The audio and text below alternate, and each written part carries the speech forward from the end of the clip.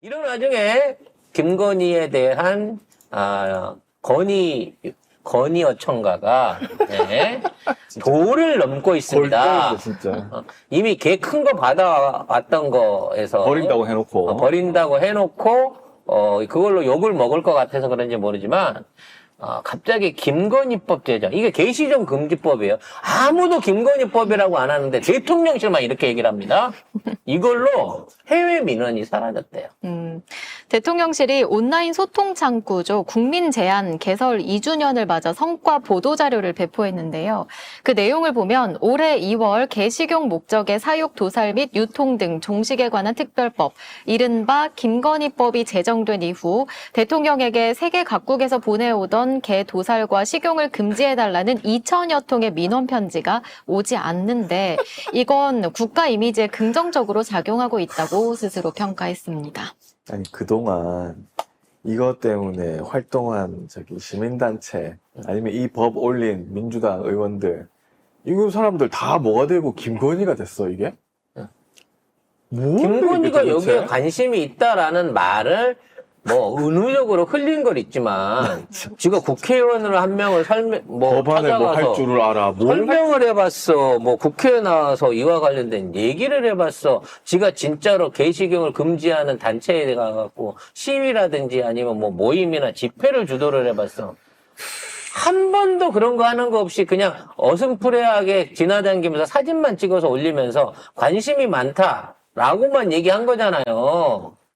근데 왜 이게 김건희법이야, 지랄. 끔찍하다, 진짜. 그리고 개식용 금지법 선포됐지만 현재 개식용이나 도살이 완전히 중지됐습니까? 거기에 대해서 실질적인 단속하고 있나요? 이거 보완할 점 없이 통과시켰다 그래갖고 아직도 도살과 식용이 완전히 대한민국에서 없어진 건 아니에요. 강력하게 단속 조치를 하고 그에 대한 조치들이 이루어지고 있느냐? 아직 안 이루어지고 있다고. 그래서 이건 다시 저기 해야 돼요. 법적 논의는 1970년대부터 시작입니다. 1970년대부터. 이 시기에 축산법과 축산물 가공처리법, 요거상 개를 가축에 포함시켜가지고 도살 및 유토검사 대상으로 삼았는데 78년에 정부가 국내외 동물단체의 반발로 가축보험에서 개를 제외합니다. 이게 70년대부터 한 거예요, 이거를. 시민단체는 그때부터 한 거라고. 그래서 지금은 더 이게 이상해진 게 가축의 범주에 넣지도 않기 때문에 여기에 대한 위생적인 관리라든지 통제라든지 이런 게 거의 불가능한 수준으로 돼 있어요.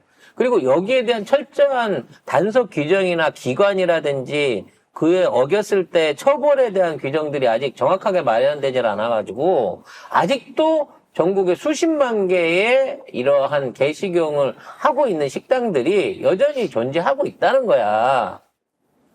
근데 해외에서 민원이 없어졌다고?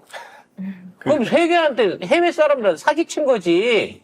그리고 민주당의 한정혜 박홍근 의원 당시에, 그리고 국민의힘 이현승 의원, 이 세 사람이 국회 연구모임 동물복지 국회 포럼의 공동 대표를 맡고 있으면서 이거를 통과시킨 거예요. 이거 개 식용 종식법은 한정혜 의원이 발의한 이 법에서 출발한 겁니다. 민주당 법이냐. 민주당! 어휴, 진짜. 이런 와중에 또 윤석열의 국민 제안 방문자 수가 엄청나게 많았다라는 식으로 가짜 기사들을 뽑아냈거든요. 경향신문이 보도 기사를 냈는데 윤석열 정권 때 들어와가지고 국민청원에 응답한 비율이 94%라는 거예요. 그러니까 마치 이렇게 들으면 문재인 정부 때는 아무리 국민들이 얘기를 해줘도 정부가 반응하거나 거기에 대한 역할을 안 해줬는데 윤석열 정부는 국민들이 요청하는 거 94%를 들어줬다라고 가짜로 뉴스를 내고 있는 거죠. 실제 알아봤더니 청원 자체가 완전히 사라진 수준으로 변해 있는 겁니다, 지금. 국민 제안의 하루 평균 방문자 수가 2,000명 정도거든요. 그런데 문재인 정부 당시 청와대 국민청원의 0.7%에 불과한 수준입니다. 그러니까 청와대 문재인 정부 때는 20만 명 이상이 새로운 청원을 하거나 그 청원에 동의를 하기 위해서 찾았고 그걸 통해 갖고 여론 조성을 만들어 왔다는 거예요. 문재인 정부 때는 하루 평균 31만 명. 방문자 31만 명. 하루 평균. 그리고 그 국민 청원들의 숫자가 일정 기간 안에 뭐 5만을 넘기게 되면 어떠한 형태든 이게 5만을 넘긴 제한에 한해서는 어떠한 형태든지 거기에 대한 그 반응, 조사 이런 것들을 실시를 해주는 제도적 장치가 있었단 말이에요. 근데 윤석열이 이걸 없앤 거야. 없어고 뭐 국민 제안을 한다고 했는데 그게 어디 있는지도 난 모르겠어. 그러니까 아예 찾아오지도 않고 찾기도 힘들어요. 그리고 답도 안 해주잖아 이거. 그 구체적인 제안에 대해서 94%를 답했다는데 어떤 제안이 왔길래 94%를 답했는지 모르겠어요. 아, 대통령실 홈페이지에 있구나. 있는데 안 찾는다는 거 아니야. 나 몰랐네. 어? 참 진짜. 그래서 얘네들도 소통의 창구를 닫아놓고 지네 편들끼리 짜고 치는 청원이나 메일 같은 것들을 올리면서 이거를 말하면 94%나 들어줬다고 하는 거 보니까 요걸 또 다 어떤 방식으로든 유리하게 써먹은 것 같아요. 제 생각에는. 아무리 일반 민원이 제기를 한다고 쳐요. 일반 민원인이 제기를 했는데 일반 동사무소도 아니고 대통령실에서 우리가 94%를 들어줬다. 해결했다. 이게 어떻게 가능합니까? 아니 일방적으로 민원이 어느 한 사람을 위한 게 아니라 그 반대의 경우로 정부나 그 상대자가 피해볼 수 있는 민원들이 대부분 있어갖고 이걸 중재하거나 조사하는 과정 중에 시간이나 토론이 굉장히 많이 걸리는데 그런 거 관계없이 다 처리됐다는 거는 이런 거죠. 용산 앞에 시위 금지를 시켜주세요. 시끄러워서 못 살겠어요. 오! 이거 청원 들어온 거, 이거 조치해. 이런 식 아니겠어요? 지들이 짜고 치는 고스톱으로 이걸 운영하고 실제로는 0.1%도 아니고 0.7% 수준으로 국민들하고 단절했다는 거를 이렇게 개사기로 내고 있다는 겁니다. 그러니까 국민 제안 2주년 맞아서 말할 게 없으니까 김건희가 뭐 해가지고 뭐 야, 이런 짓을 하는 겁니다. 사실은 형편없다는 거예요. 완전히 듣고 싶은 말만 듣고 그것도 자기 편 시켜가지고 청원을 시키는 이런 말도 안 되는 짓거리를 하고 있습니다. 김건희 얘기하니까 요 얘기를 잠깐만 하면. 뜬금없이 가덕 신공항 네. 여객 터미널에 대한 설계안이 나왔다는데 그렇습니다. 설계안이 중요한 게 아니고 그렇습니다. 이거를 또 설계한 업체가 히림종합건축사무소라는 거죠. 국토교통부가 국제 설계 공모 심사 결과 히림의 라이징 윙스를 1등 당선작으로 뽑았습니다. 참 장사 잘하네요, 히림은. 진짜 코바나 업체 후원해가지고 위까지 왔네. 와. 내가 보기엔 히림 대지주가 와, 씨. 코바나 컨텐츠가 아닐까라는 생각이 들어요. 이게 한 회사가 아닌가 싶을 정도로 지금 대한민국의 뭐 공적으로 입찰만 붙이면 전부 다 히림이 됩니다. 대통령실 용산청사도 설계하고 감리도 하고 김건희 코바나 컨텐츠도 후원하고 가덕신공항 터미널 요것도 당선되고 라이징 썬도 아니고 라이징 윙스네 이름이. 이름도 하여튼 씨. 찝찝해. 어? 아니 좀 표절이 의혹이 있어서 그런지 그냥 표절로 안 해. 가게 이름도 다 뭐 다누림, 한누림 뭐 이거 이렇게 가듯이 아. 라이징선 라이징 윙스. 라이징 윈스라니요. 근데 가장 여기서 중요한 포인트가 뭔지 압니까? 여객 터미널 설계안이 지금 입찰이 된 거잖아요. 그래서 이제 여객 터미널 설계하겠다는 거 아니에요.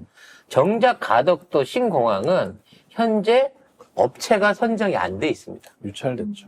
즉 가곡도 신공항을 짓겠다라고 하는 건설 회사 자체가 없어요, 현재. 지금 이거는 여객 터미널 설계. 그러니까 아직 공항 자체를 짓겠다고 하는 사업자 선정이 안 돼 있는데 터미널 설계는 이미 통과가 된 거야.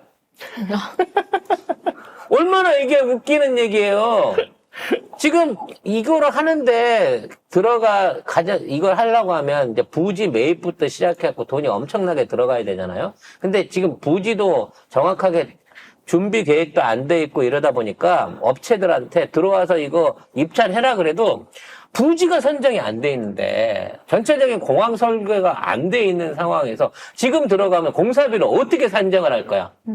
이거를 갖다가 1조 원에 지을지 2조 원에 지을지 어떻게 계산하냐고. 공사를 해야 될 부지가 정확하게 확정이 안 돼 있는데, 그래서 이와 관련돼 갖고 아직 입찰 업체들이 안 들어가요. 그래서 유일하게 이제 현대건설이 컨소시엄 해갖고 하겠다라고 해서 현대건설한테 이걸 갖다가 그냥 수의계약을 해줘야 될 상황인 거야.